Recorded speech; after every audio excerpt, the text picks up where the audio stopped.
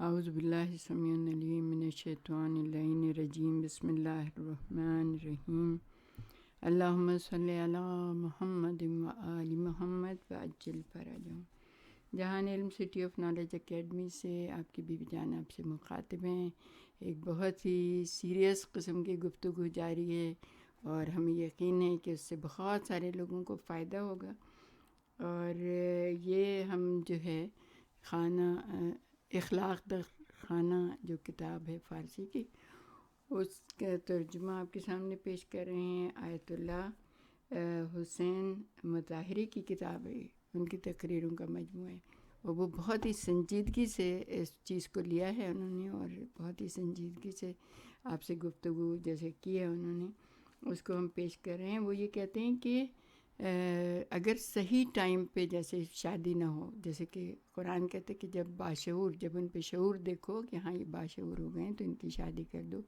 اگر اس وقت شادی نہیں کی تو جیسے 10 سال ہوتے ہیں درمیان میں، تو 10 سالوں میں بہت ہی بہترین طریقے سے یہ 10 سال وہ ہوتے ہیں کہ جس کے اندر انسان گناہ میں بھی پڑ سکتا ہے، اور 10 سال وہ ہوتے ہیں کہ وہ شادی کر کے اپنا سکون اور عافیت کی زندگی گزارتا ہے، اولاد بھی بہت بہترین ہو جاتی ہے، کسی قسم کی کوئی کمی بھی نہیں ہوتی ہے، اور اچھے طریقے سے پرورش شروع ہو جاتی ہے۔ تو ماں باپ کو بھی یہ چاہیے اور بچوں کو بھی یہ چاہیے کہ زبردستی کا نہ کریں، بلکہ یہ ہے کہ جیسے ہی کوئی ان کا کف دیکھیں فوراً ان کی شادی کر دیا کریں۔ اور اگر ایسا نہیں ہوگا تو پھر اس کا نتیجہ کیا ہوتا ہے کہ معاشرے میں بدبختیاں اور مصیبتیں اور برائیاں جو ہے نا وہ پیدا ہو جاتی ہیں، اور اسلام اور اللہ جس نے ہمیں بنایا ہے، اور رسول جو ہمارے لیے دین لے کے آئے ہیں، اور امام جنہوں نے دین پھیلایا ہے، وہ ہمیں گائیڈ کر رہے ہیں کہ کس طرح سے ہمیں جو ہے نا اپنی زندگی کو لے کے چلنا چاہیے۔ اگر ہم ان کی باتیں سنیں گے تبھی تو ہم شیعان آل محمد ہوں گے نا، کہ ہم نے ان کی مانی، ہم اپنی ماری نہیں چلا رہے، ہم اپنی مرضی نہیں کر رہے۔ تو اگر ہم شادی کرنا چاہیں تو کیا چیز آڑے آتی ہے؟ جہیز آتی ہے، بری آتا ہے، یہ بھی ہونا چاہیے، وہ بھی ہونا چاہیے۔ عزیزان گرامی، اسلام میں اس کی کوئی گنجائش نہیں ہے۔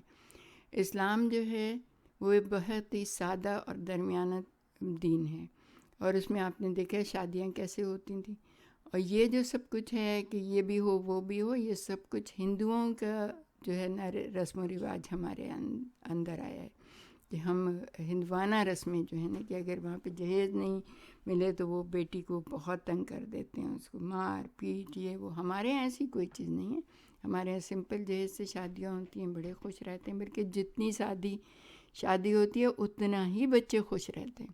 ہمارے رسول نے اپنی بیٹی کی شادی کر کے دکھا دیا، وہ بھی مولا علی نے ذرا بیچی، ان پیسوں سے جو ہے نا جہیز بنا، انہی سے بری بنی، جو بھی آپ سمجھیں، انہی سے پوری شادی ہوئی، اسی سے کھانا ہوا۔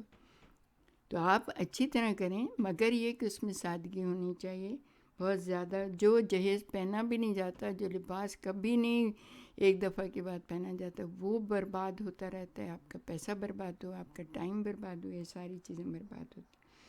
تو اگر ہم اسراف سے ہاتھ اٹھائیں اور پرتعیش زندگی جس کا اسلام نے منع کیا ہے نہ گزاریں، تو ہمارے تمام مسائل حل ہو سکتے ہیں، یعنی سادی پروقار زندگی سے۔ کیا یہ ممکن نہیں ہے کہ جو جہیز ہم ایک بیٹی کو اپنے دیتے ہیں، اس سے اس کے 10 اور لڑکیوں کی شادی کر لیں، یا 5 کی شادیاں کر لیں، اتنا آپ دیں، اس کو بھی دیں تاکہ وہ بھی سکون کے ساتھ زندگی گزارے۔ ضرورت کی چیزیں کتنی ہوتی ہیں، ضرورت کی چیزیں ہم دے دیں، لیکن اسلام کہتا ہے کہ تم یہ کر سکتے ہو۔ میرے مولا امیر المومنین کہتے ہیں کہ تم یہ کر سکتے ہو۔ وہ ہستیاں جو اسلام اور انسانی معاشرے کے لیے نمونہ ہیں، وہ جب یہ کہہ رہی ہیں کہ تم کر سکتے ہو کہ ایک بیٹی کے ساتھ اپنے 4 اور رشتہ داروں کی، 10 اور رشتہ داروں کی بچیوں کی شادیاں کر سکتے ہو، تو پھر اس کا مطلب ہے ہو سکتا ہے نا سب کچھ، یہ سب کچھ ہو سکتا ہے۔ وہ تو آپ کے دیوان میں ایک جملہ ہے، وہ بھی آپ کے سامنے پیش کر دیتے ہیں امام علی کا، کہ آپ کی جو آپ کی طرف منسوب ہے، فرماتے ہیں وقت برقت و استرقت فضول العیش آناق الرجال۔ وہ چیز جو اعصابی کمزوری پیدا کرتی ہے اور نفسیاتی اعتبار سے انسان کو تباہ و برباد کر دیتی ہے، وہ چیز جو معاشرتی اور انفرادی فقر پیدا کرتی ہے، یعنی غربت پیدا کرتی ہے، وہ چیز جو انسان کو بندہ خدا ہونے کے بجائے دوسری چیزوں کا غلام بنا دیتی ہے، یہاں تک کہ انسان کسی فرد یا معاشرے کا غلام ہو کر رہ جاتے۔ فرماتے ہیں وہ چیز پرتعیش زندگی ہے، یعنی عیش کی زندگی، اس میں کیا ہے؟ خرابیاں ہی خرابیاں ہیں، اس کے اندر بربادیاں ہی بربادیاں۔ وہ جہیز جو ماں باپ کے کندھوں پر آ گئے، جہیز نہیں بلکہ ماں باپ کی گردن توڑ، کمر توڑ جو ہے نا چیز ہے۔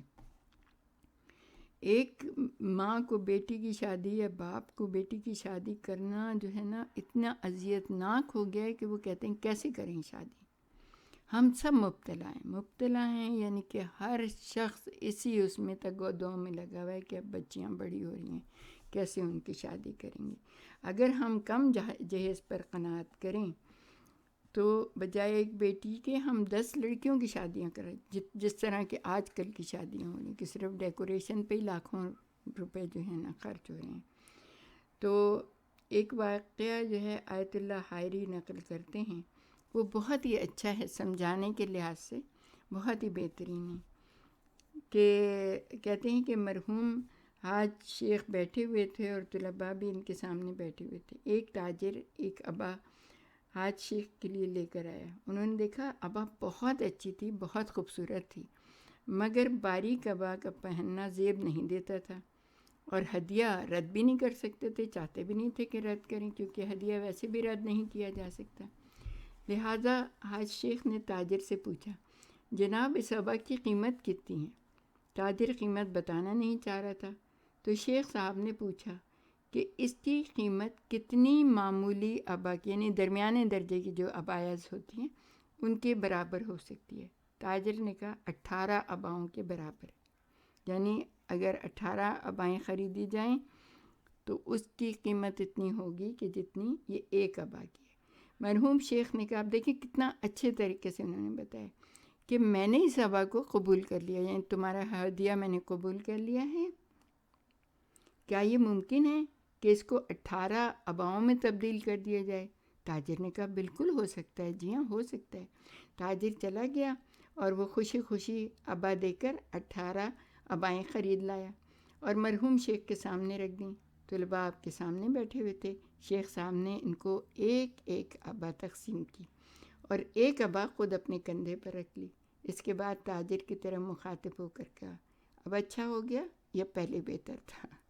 اگر میں اس ابا کو پہنتا صرف میں ہی پہن لیتا، لیکن اب آپ نے دیکھا کہ 18 لوگوں نے اس کو پہن لیا ہے۔ اب آپ دیکھیں وہ 18 ابائیں جنہوں نے پہنی، وہ ظاہر ہے کہ اس کے اندر نماز بھی پڑھیں گے، اس کے اندر قرآن بھی پڑھیں گے، اس کے اندر لوگوں کی مدد بھی کریں گے، جہاں جائیں علم بھی حاصل کریں گے، علم پہنچائیں گے بھی۔ تو اس تاجر کو ایک کے بدلے یعنی کہ 18 جگہ سے اللہ کی رحمتیں اور برکتیں اور فضل و احسان ملنا شروع ہو جائے گا۔ اور جب تک کہا یہ جاتا ہے کہ ایک تار بھی کسی حق حلال کے سے کسی نے دے دیا کسی کو اور اس کے استعمال میں رہا ایک تار بھی تو اللہ تعالیٰ اس کا اجر و ثواب عطا کرتا رہے گا۔